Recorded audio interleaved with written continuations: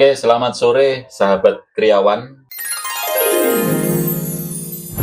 Eh, Kali ini kita akan ngobrol bersama Mas Mujar Ya, Sangkerto. ya Sangkerta. Oh, Sangkerta. Beliau kriawan yang sudah senior, sangat senior. Dan, sore ini akan kita gali sejauh mana proses kreatifnya. Mungkin pertama kali Mas Mujar bisa menceritakan pameran kria itu yang awal-awal jenengan ikuti itu sejak kapan nih? Ya, terima kasih. Ya tadi saya Ki Mujar Sangkerta. Ya luar biasa ini, sudah terima kasih atas rawuhipun semuanya dari teman-teman Askrina maupun Mas Agus, Mas Rohmat juga Mas Uung. Ya ini saya menarik sekali karena kria ini perkembangannya memang tersendat-sendat, dan padahal di situ luar biasa. Kria sebenarnya luar biasa karena di sana banyak jurusan-jurusan. Mungkin jurusan yang paling banyak kria. Yang dulu awalnya bagi saya hanya kria gitu aja. Hanya ada kria kayu dan kria logam. Itu pun belum dijuruskan. Sekarang ada 7 jurusan, itu luar biasa. Iya, 7. Iya. Dan luar biasa di situ satu dari satu jurusan aja, seperti jurusan kria logam itu dikembangkan menggali dari handicraft maupun yang seni murni, dan itu bisa dikembangkan luar biasa dan bisa kemana-mana. Pameran-pameran kria luar biasanya. Nah, dulu hanya waktu kami itu ada 2 pameran kerajinan, dan terutama pameran kerajinan dan applied art dan fine art, ya fine seni terapan dan seni murni. Ya. Di situ sudah mulai bergejolak. Sebenarnya waktu itu masih belum ada bergejolak. Waktu masih pameran awal-awal kria di Bentara Budaya masih juga ada Mas Agus. Sekitar tahun berapa? Tahun itu 88 sudah mulai bergejolak antara seni kerajinan dan seni murni. Itu mulai itu. Pokoknya waktu yang paling dan pemberontak-pemberontak ya seperti Mas Agus, kami, terus termasuk almarhum Profesor Timbul dan lain-lain itu, Pak Pambudi dan lain-lain itu yang salah satu pemberontaknya bahwa enggak, kria itu masih seni terapan, masih seni kerajinan. Di situ ada pergolakan, naik pameran tadi harus dibedakan, ini pameran seni apa pameran kerajinan. Termasuk waktu pameran di Surabaya juga gitu. Pameran Taman Budaya Surabaya juga gitu waktu itu tahun 80-an itu juga gitu. Pameran 85 kami baru masuk, itu juga masih ini mau pameran kerajinan apa pameran seni. Lah itu ya masih bergejolak. Terus ya dari situ terus mulai pameran-pameran berikutnya mulai terseleksi, yaitu sudah mulai belum ada kurator, masih hanya sekarang kita pameran seni kria gitu ya. Jadi mulai mengatasnamakan seni kria, bukan kria seni sebagai kerajinan, karena seni kerajinan waktu itu memang sangat kayak dianaktirikan, terutama di program seni rupa dan desain di isi waktu itu STSRI Asri masih dianaktirikan, dan kalau di jurusan kria mesti kerajinan kan gitu. Waktu pameran di Surabaya sudah mulai bergejolaknya, sudah mulai muncul juga dan mulai terseleksi, dan juga kami dengan Mas Agus juga dengan almarhum membuat, meskipun sebelumnya juga mungkin waktu zamannya Profesor Pak Gustami itu sudah mulai ada namanya pemberontakan kria. Namanya apa Mas Agus? Contemporary art. Iya, kria. Waktu itu sudah ada pemberontakan dan mengatasnamakan kria murni, seni kria yang murni, dan itu sudah mulai tumbuh di sana, dan itu hanya per kelompok kecil, tapi yang besar waktu kami membuat namanya Paguyuban Kriawan Yogyakarta, itu sudah mulai mengkhususkan. Itu sebelum Askrina muncul ya? Iya, sebelum Askrina. Iya, belum. Tapi juga orang-orangnya juga Mas Agus, terus juga Prof. Timbul, Sulis, dan teman-teman Mas Edi dan lain-lain. itu orang-orang lawasan waktu itu, orang lawasan kriya dan pemberontak semua itu. Pemberontak termasuk kami waktu ujian pun dianggap bukan kriya ya waktu itu. Waktu itu sebelum pameran apa namanya Pakrio, kami ini dianggap ini bukan karya kriya. Sampai ujian saya waktu pameran itu, kami pameran di bawah apa tuh, di bawah pohon beringin di luar itu, ini kalau kata teman waktu itu ujian 7 dosen, seorang kriawan harus ornamentik. Oh kalau gitu saya nggak usah ujian, nggak usah sarjana aja Pak, tak sobek tinggal, ya nggak ikut ujian, perlawan, nggak usah ujian. Padahal karyaku waktu itu ujian TA sudah 54 karya waktu itu, dan karya murni semua loh, karena murni semua. Dan ya alhamdulillah direspon oleh teman-teman yang lain, dan itu direspon oleh teman-teman yang lain. Itu pameran di bawah itu pemberontakan karya antara applied art seni kerajinan ke murni. Sejak itu terus jurusan setelah itu kan jurusan buat jurusan di seni kriya lah itu setelah pameran TA saya itu. Waktu itu kan belum ada jurusan seni kriya, jadi terus ada jurusan seni kriya. Itu yang membedakan seni kerajinan, seni murni tadi. Terus setelah tahun 85-an 89 ya 89 kami membuat Prakiryo tadi. Itu sudah mulai banyak teman-teman seniman teman-teman kriawan sudah mulai banyak terimbas kena virus seni murni kami ya. Terus mulai berkarya karya yuk pameran, kita pameran khusus seni kriya waktu itu. Tapi waktu itu masih namanya seni, waktu itu kami nyoba pameran seni kriya kontemporer. Wah, waktu itu ngomong kontemporer saat itu juga wis menggelegar. Tapi yang pertama, yang waktu itu kami adakan yang di pertama masih belum dengan teman-teman yang seniman yang lain, hanya khusus untuk kriya yang di Jakarta kemarin, luar biasa. Yang awalnya hanya yang disodorkan pamer karya-karya itu hanya murahan itu seperti karya itu teman-teman menghargai sedikit-sedikit, hanya contohnya hanya ratusan, tapi kami nyoba dibuat minimal 1 juta lah itu.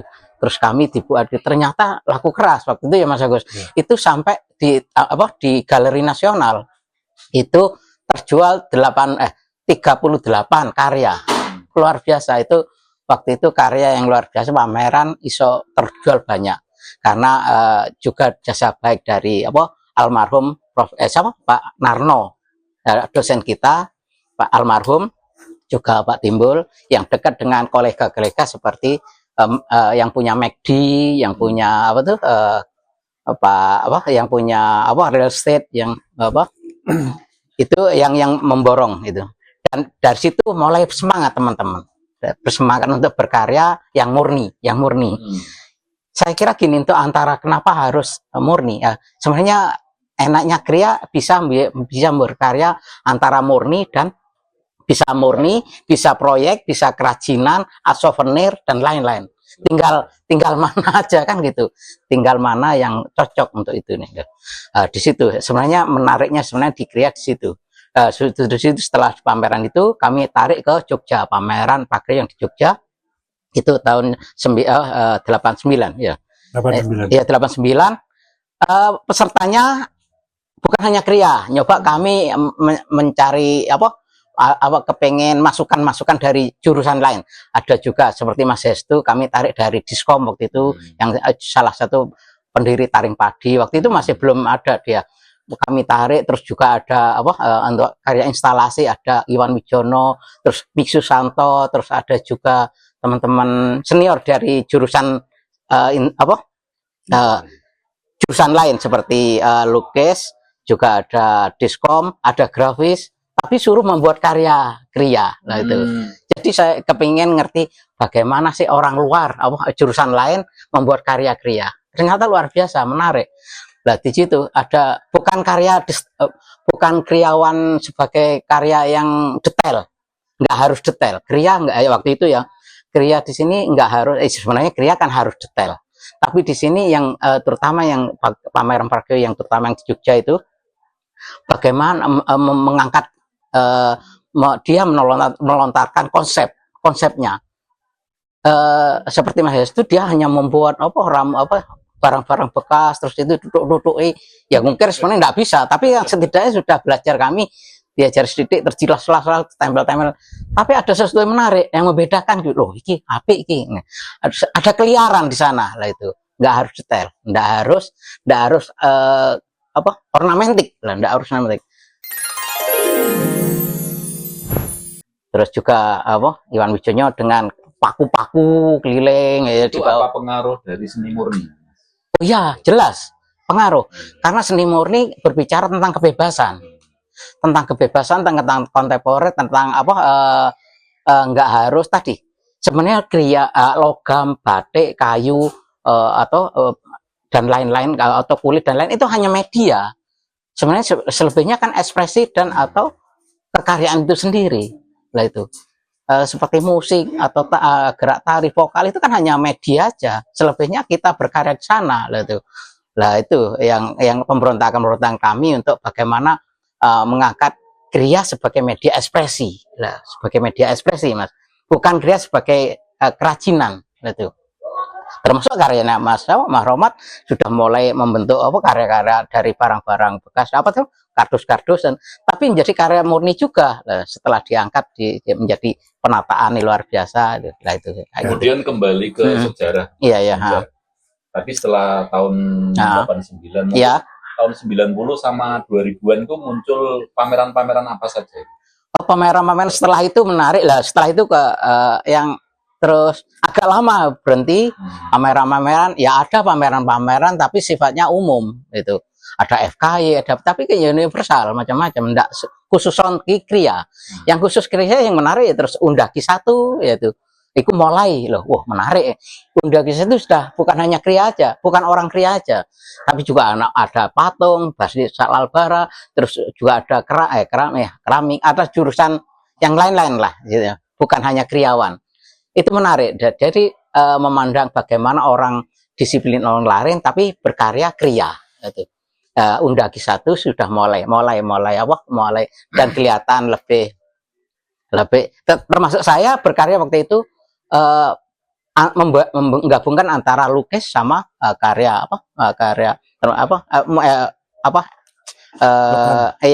antara gabungan mix media, logam, tembaga, aluminium, juga kuningan, juga kanvas, itu menjadi satu. Ada juga teksturnya lah, itu salah satu untuk mencoba menawarkan sisi baru.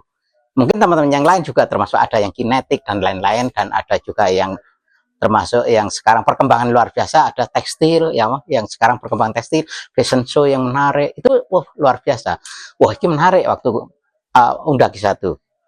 Tambah Undaki 2 semakin mulai keliarannya dan mulai pembebasan dengan kuratorial dari Mas Agus yang saya kira menarik. Karyaku saya membuat karya di sini bukan karya hanya untuk mainan. Sisa-sisa bekas membuat wayang. Taruh sini, ini aja menarik, juga termasuk itu tuh karya nggak apa-apa. Nah itu saya kira keliaran pembebasan.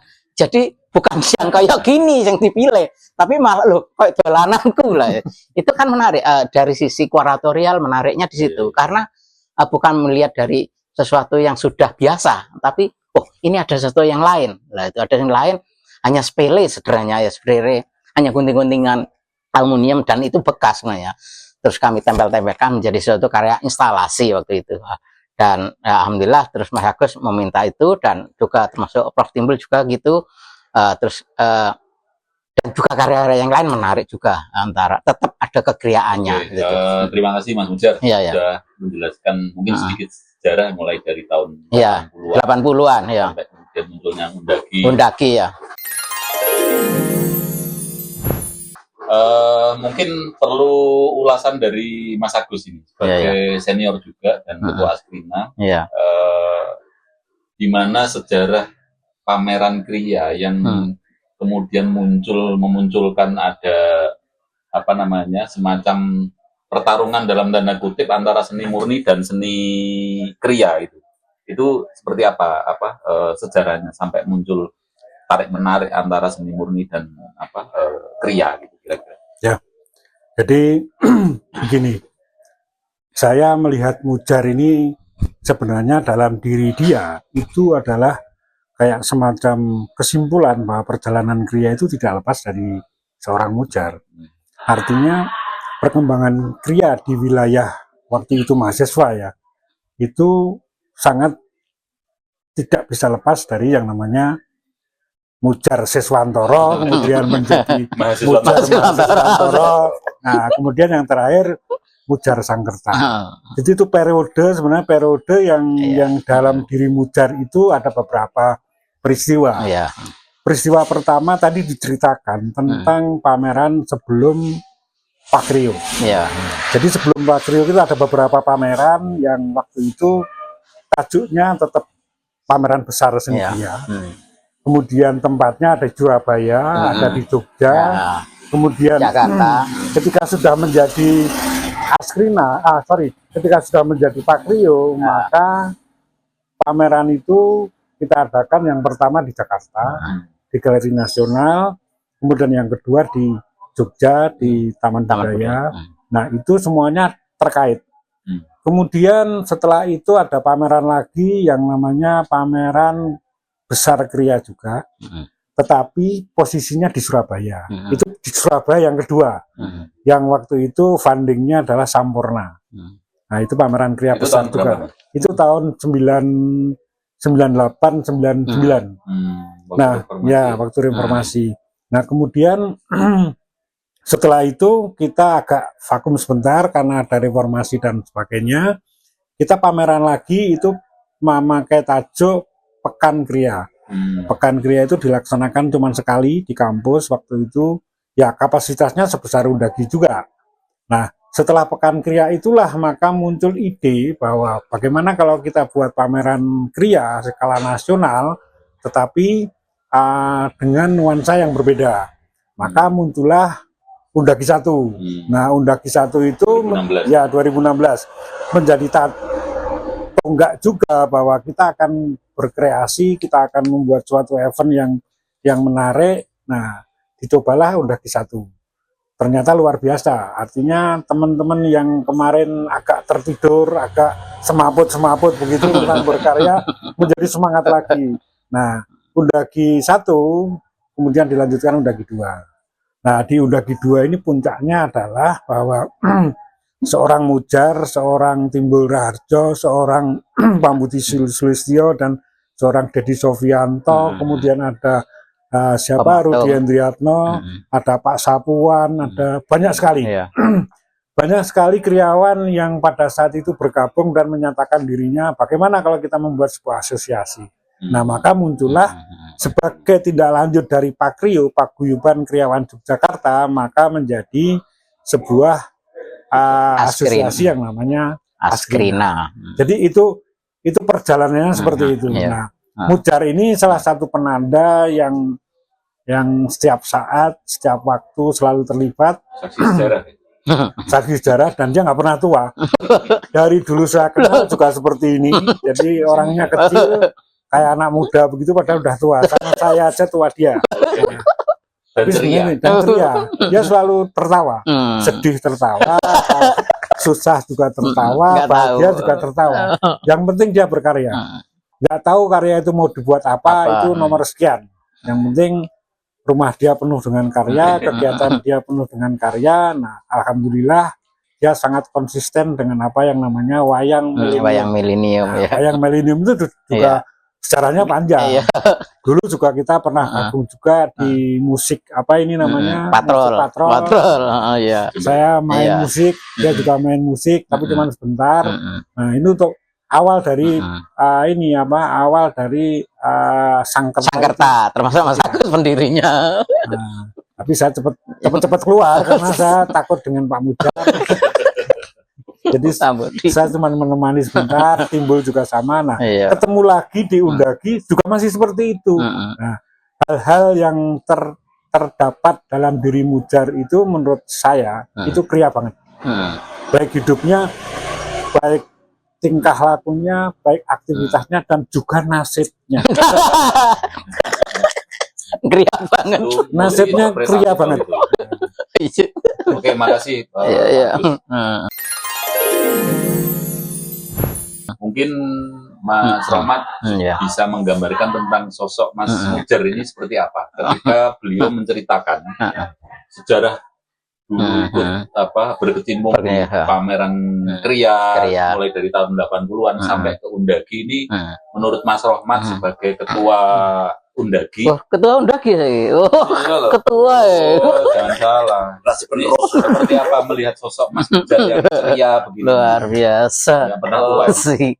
Saya tidak banyak sih dengan beliau itu tidak banyak, tapi cukuplah melihat gerak-geriknya. Bagi saya, karena Mujar itu adalah kriawan yang sudah beyond, sudah embodied, maka seluruh gerak-geriknya adalah kria.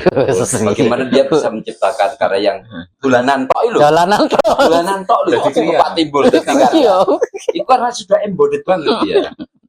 Terus saya juga sempat curiga. Kita datang ke sini sudah ada Cokroman gitu. Iya, ya luar biasa. Ini loh. Kalau nggak sudah embodied nggak bisa begitu. Padahal sudah lama di sini. Memang Burung Minara. Memang orang-orang tua, orang-orang yang sudah bergelut banyak tentang kria itu sudah embodied. Itulah penerjemahan baik tidak, karena karya itu kan tidak hanya sekedar visual, tapi gerak-geriknya sing tambah lucu itu juga Imut-imut. Bagaimana karena sudah embodied banget, bagaimana bisa menerjemahkan wayang milenial dan sebagainya sampai ke namanya ada kinya ada kinya. Dan ini bagi saya memang sangat di dalam diri Mas Mujar ini bagian dari Cokromanggiling sebagai diri maupun sebagai kria. Kira-kira sih sebagai kehidupan saya memandang Mas Mujar. Tapi ya kira-kira perlu penggalian. Perlu teman sih. Ya, perlu teman. Perlu teman. Cowok lansia. Oke. Terima kasih Mas Rahmat. Ini kembali ke Mas Mujar. Oh iya. Saya senang kalau ceria sekali. Ya, mungkin saya menambahi tentang tadi sebentar sedikit tentang apa? Kenapa di sini dia panggil Ki. Ki di sini sebenarnya bukan dalang, juga bukan paranormal.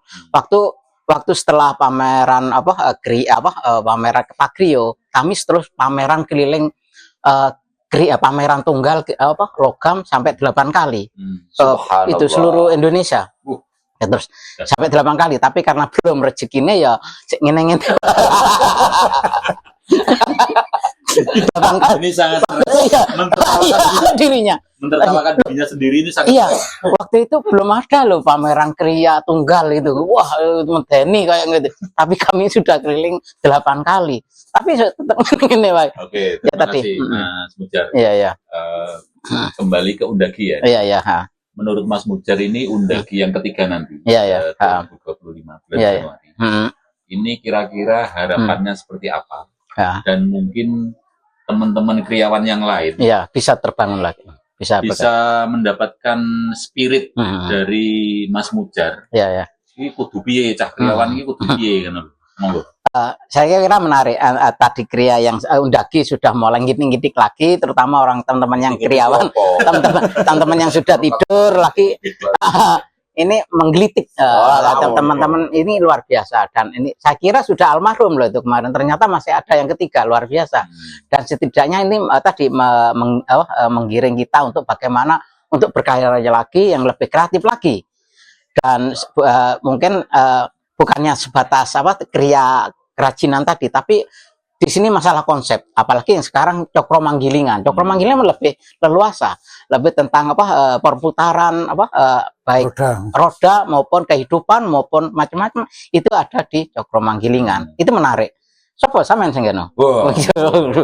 Dan syukur bagi teman-teman yang tadi yang tidak berkarya atau yang kriawan-kriawan yang masih ada diikut sertakan, tapi dilihat bagaimana karya beliau dan iso tertarik lagi untuk berkarya lagi, membangkitkan. Ini menarik itu.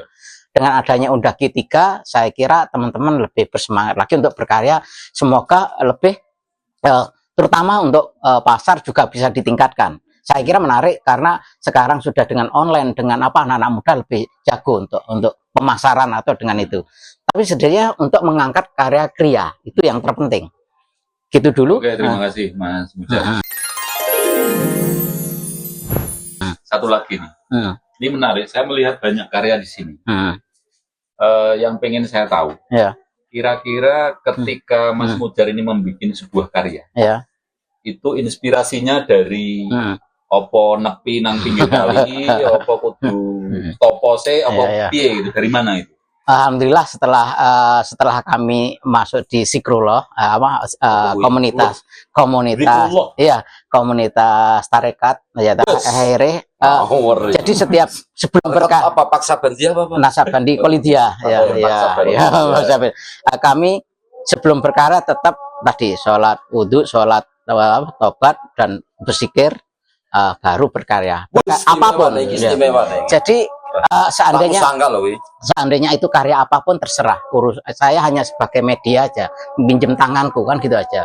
Jadi sebenarnya zikir di situ sebenarnya visualisasi dari zikrullah gitu bagi saya gitu sebenarnya gitu.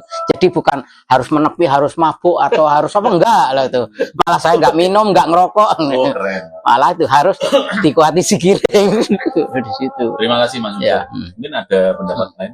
Ya, jadi saya bisa menyimpulkan sebenarnya kalau Mujar itu adalah suatu tonggak bagaimana kriya kontemporer itu menjadi muncul. Jadi sebelum ada Mujar itu saya masih berangan-angan bahwa apa toh yang namanya kriya kontemporer. Nah, kemudian narasinya ternyata ketika melihat Mujar ya itu sebuah terobosan bahwa di awal-awal memang dia yang membuat karya kontemporer, kriya kontemporer. Dan sekarang pun nasibnya memang tidak kontemporer, tapi karyanya adalah kontemporer.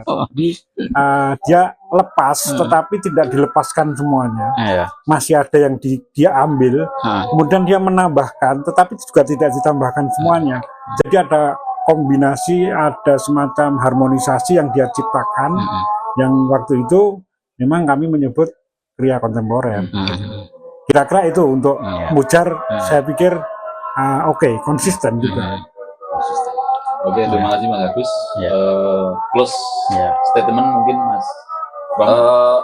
Bagi saya Pak Mujar yang tadi sudah beyond embody, perlu kita duduk, kita dudah, lalu kita jadikan itu bagian dari pelajaran. Gitu kira-kira. Oke, saya kira cukup di sini teman-teman kriawan. Dan kita sudah ngobrol sedikit banyak dengan Mas Mujar, dan kita akan lanjut lagi ngobrol ke depan dengan tokoh-tokoh yang lain. Dan terima kasih. Wassalamualaikum warahmatullahi wabarakatuh. Waalaikumsalam warahmatullahi wabarakatuh.